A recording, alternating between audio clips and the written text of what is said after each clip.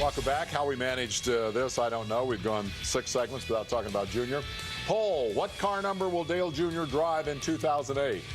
8, 3, 33, 30, or something else?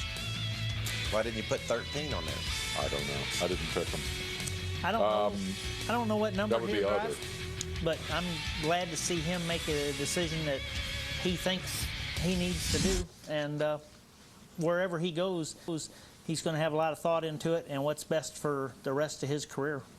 We have a ZMAX Fuel for Thought email that pursues the issue of the number a little further.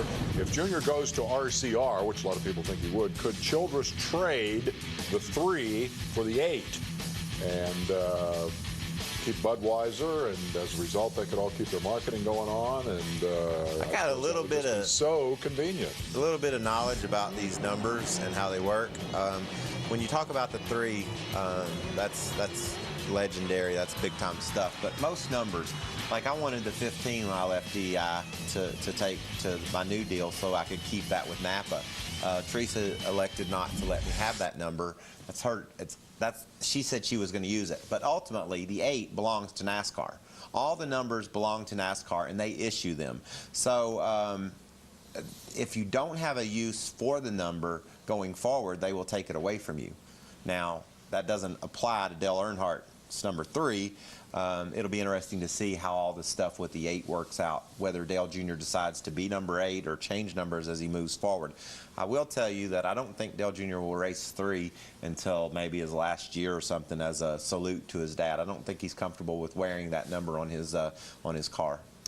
Let's move on to another aspect of the Junior story. This kind of got lost in all the shuffle about his move, but he had a wing violation, and the question from Jay Layton in Milwaukee is why did he get to keep his starting spot on Saturday after the illegal wing brackets, pointing out that Jeff Gordon lost his starting spot in the Daytona 500 after he won the qualifying race but flunked post-race tech. NASCAR had indicated, I think, that messing with the wing mounts was going to be pretty much a double throwdown felony. Will it really be, do you think? What's going to happen here? I think it's definitely going to be a penalty. I don't know exactly what they had. I think that the wing was stood up more or more angle in it. So I think it'll definitely be a penalty. Possibly they let him keep his start spot because they weren't sure what the penalty was going to be yet. Well, they didn't find it during qualifying. He qualified legally. They found it when he was going through inspection for the race, so therefore they took it. So I guess Jeff Gordon failed post-race after he qualifying race, so that took his position away. I'm not sure. I'm talking out of my rear end right now, but We are. We are too. We're just speculating. That's what's great. No, I was sure you were talking out your rear end. That's what's great about this show. It's so much fun because we don't know.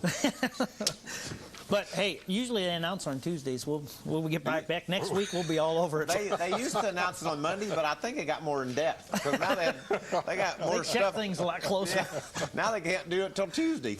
Let's have a quick look at the Busch highlights from Friday night at Darlington. A little bit of sheet metal banging going on here. These two seem to have an issue at this point.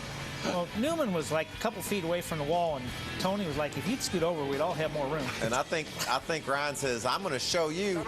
Oh, shoot. And then Ryan gets a flat tire and spins out. There's a lot of room on that apron to spin out. Bobby Labonte gets tapped and hits the inside. Hard hit.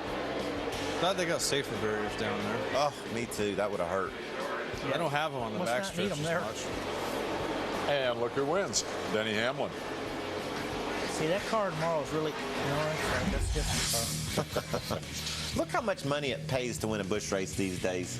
I won one once. It paid $9,600. Sounds like a truck race. Mark Martin in a Hendrick car. How about that? Didn't qualify well, but raced that sucker to the front. Jason Leffler stayed out on some used tires and got him some track position and wound up holding on for a top 10 finish. And Tony ended up 7th after his sheet metal banging battle with Newman. I made it. Looks like you made it.